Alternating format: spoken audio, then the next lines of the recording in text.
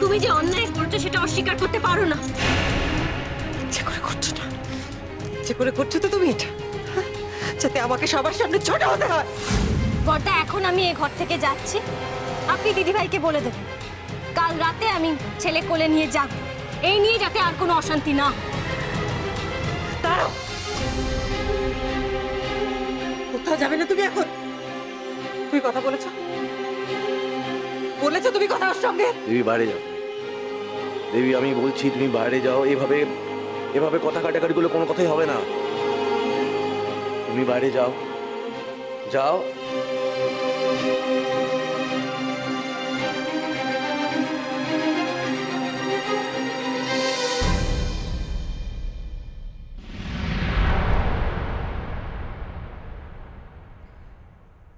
আপনাকে না আমি সত্যি বুঝে উঠতে পারছি না বর্দা।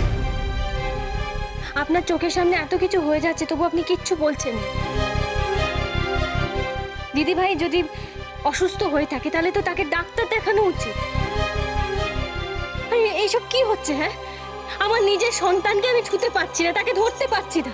সবটা আপনি দেখছেন কিন্তু কিচ্ছু বলছেন না আপনি। দেখছি, সত্যি সবটাই দেখছি, কিন্তু কিছু করার নেই আমার। দেবীর কোনো কোনো দোষ নেই রে। ওর যে কোল খালি সেটার জন্য আমি দায়ী, ও নয়। একজন ভাসুর হিসেবে তোকে এই কথাগুলো, তুই বড় মনের মানুষ তাই তোকে বলতে পারলাম। আমি সত্যি বলছি আলো, দেবীর সত্যি কোনো দোষ নেই।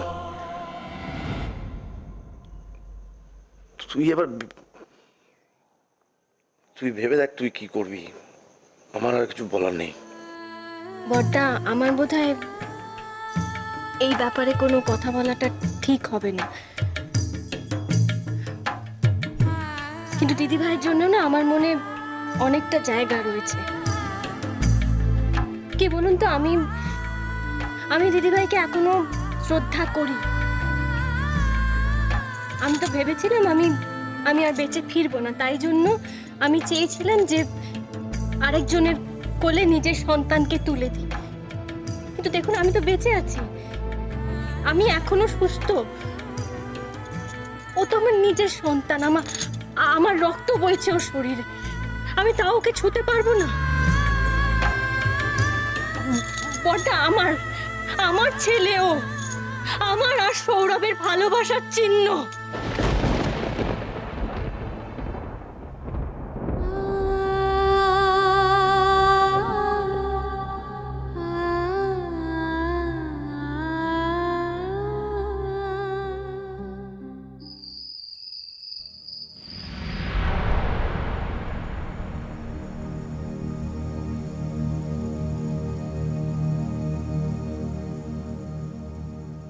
শোনো না, আমি না বড়দার সঙ্গে কথা বলেছি। আমি বলেছি বড়দাকে যে কাল রাতে ছেলেকে কোলে নিয়ে আমি রাত যাব।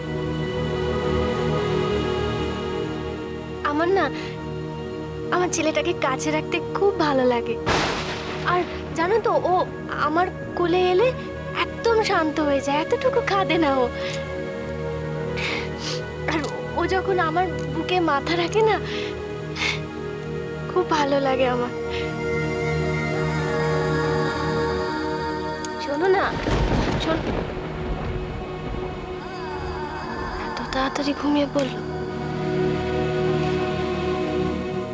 কেউ যদি আপনার স্ত্রীর সন্তানকে বেশ কিছু দিয়ে যায়, তাকে বঞ্চিত করছেন কেন বলুন?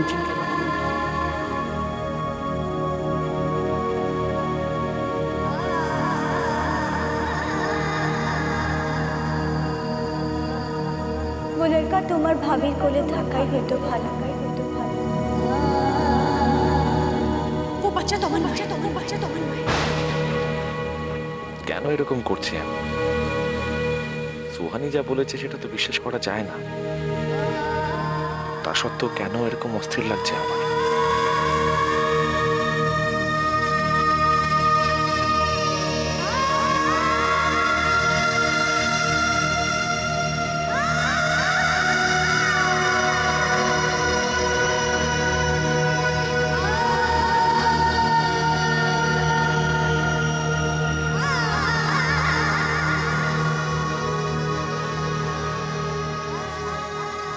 কালই আমাকে এই বিচ্ছির ফিলিংটা থেকে বের হতে হবে।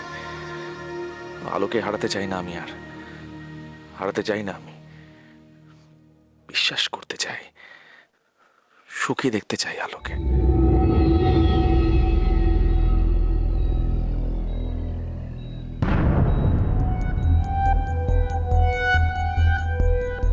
কেউ যদি আপনার স্ত্রীর সন্তানকে বেশ কিছু দিয়ে যায়, তাকে বঞ্চিত করছেন কেন বলুন তো?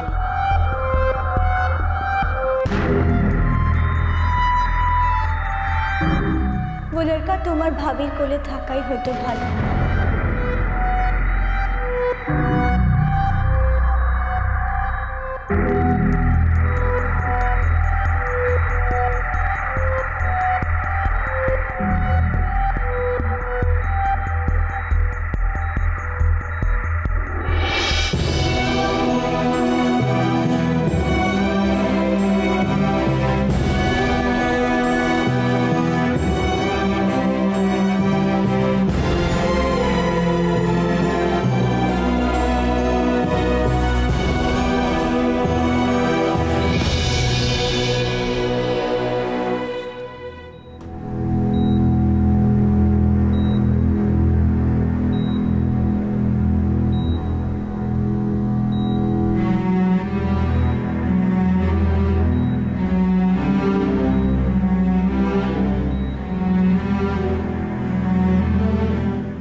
वो बच्चा तो मन बच्चा तो मन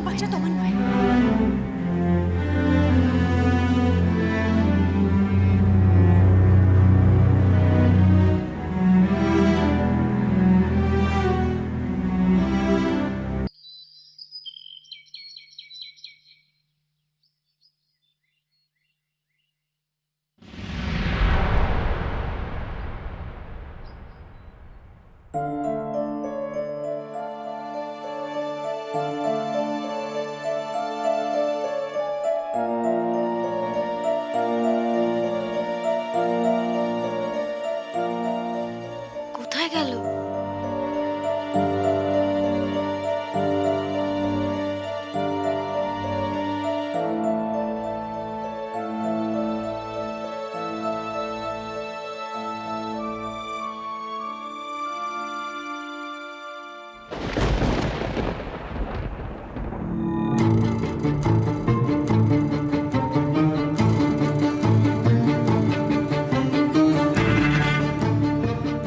কেন এলাম এখানে?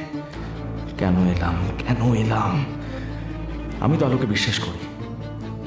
অংশুমান লাহিড়ী তার বাড়ি, টাকা আমাদের সন্তানকে দিয়ে গেল বলে, আর সুহানি শর্মা একটা কথা বললো বলেই আমি এত বড় একটা অন্যায় অপবাদ মেনে নেব আলোর নামে? না,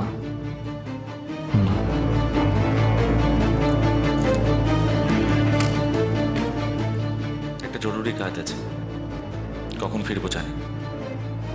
চিন্তা করো।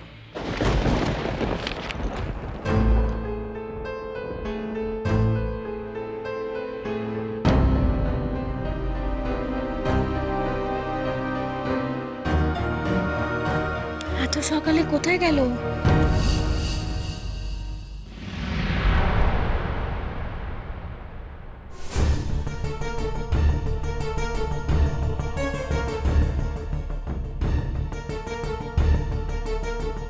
মিস্টার মৈত্র, আপনি এই সময় এখানে? কি ব্যাপার, মানে সব ঠিক আছে তো? একমাত্র আপনি আমার উপকার করতে পারেন মল্লিকা। জাস্ট একটা প্রশ্ন আপনাকে করবার, আপনার উত্তরের ওপর আমার আর আলোর ভবিষ্যৎ কিন্তু নির্ভর করছে।